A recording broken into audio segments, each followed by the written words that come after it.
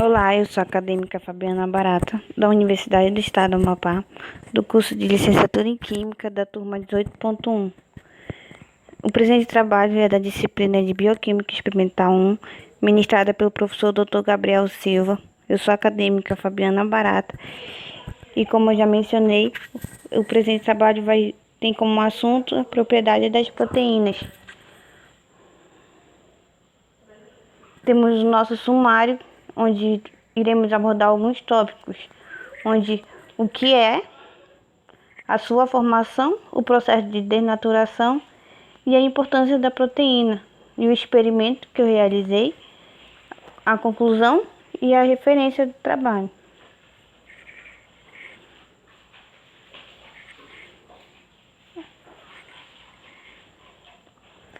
Conhecer a química das proteínas significa saber a composição e as transformações apresentadas por esse importante composto bioquímico encontrado em organismos vivos como os dos seres humanos.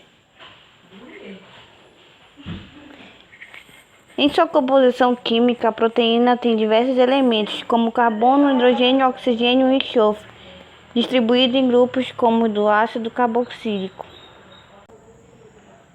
O processo de desnaturação se dá. A desnaturação das proteínas é um método em que suas conformações específicas são alteradas ou distribuídas. Essas suas conformações significam que são as estruturas. A formação da proteína existe de 4 formas, onde temos as de proteínas primárias, secundárias, terciárias e quaternárias. Na desnaturação, as proteínas secundárias, terciárias e quaternárias são transformadas em estruturas primárias, ou seja, as secundárias, terciárias e quaternárias elas vão voltar à sua estrutura original, porque elas só vão sofrer alterações ou elas vão ser destruídas.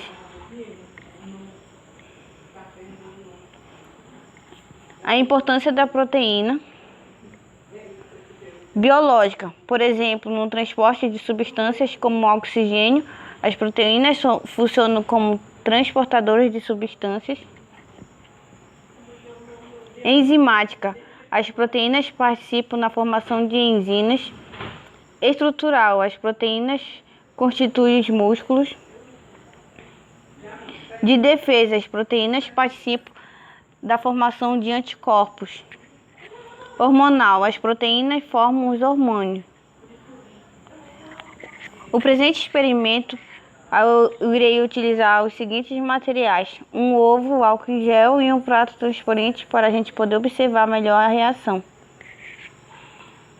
Vamos ao processo de desnaturação do ovo, onde a gente vai usar um ovo, o álcool em gel, com a medição de 50 ml, e um prato transparente para a gente poder observar a reação, onde a gente vai quebrar o ovo num prato.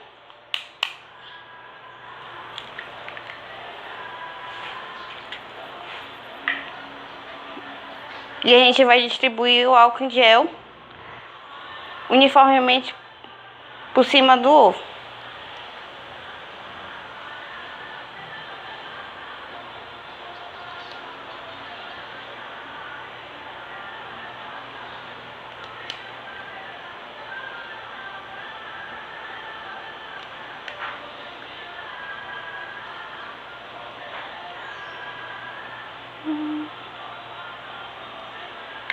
Aí a gente vai esperar 30 minutos para a reação. Depois de 30 minutos a gente vai ver como foi que ficou.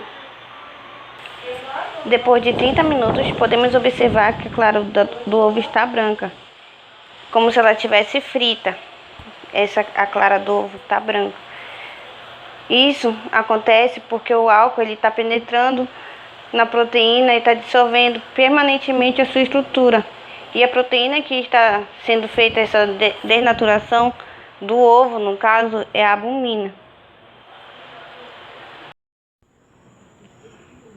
Com um experimento já realizado, podemos observar que a clara do ovo fica branca, como se ela tivesse sido fritada. Isso acontece porque o álcool está atuando na desnaturação proteica da albumina. As proteínas são substâncias polímeros, isto é, micromoléculas formadas por uma cadeia principal oriunda de ligações covalentes entre aminoácidos que corresponde à estrutura primária. Mas uma mesma proteína pode adquirir também estruturas secundárias, terciárias e até quaternárias. Isso ocorre como resultado de interações intermoleculares entre partes de uma mesma proteína ou entre várias cadeias de proteína. Essas interações intermoleculares que formam as estruturas secundárias, terciárias e quaternárias da proteína são mais fracas que as ligações covalentes que formam a sua estrutura primária. Assim, fatores mencionados como alteração na temperatura e no pH do meio, ações de solvente orgânico, que nesse caso foi o álcool, agentes oxidantes, redutores e até mesmo agitação intensa, podem fazer essas interações intermoleculares e deixar somente a estrutura primária. Isso é a desnaturação das proteínas.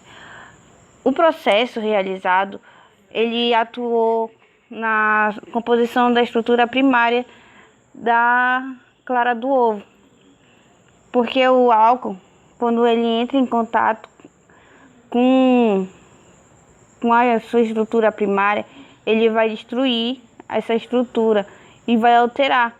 E como já mencionei, ele vai ter uma alteração no pH do meio. Isso é, a clara do ovo ela vai sofrer uma alteração no pH da sua formação. Vai também ter a liberação de odores. Isto é, vai emitir um cheiro diferente do que a gente está acostumado a sentir quando a gente quebra o ovo.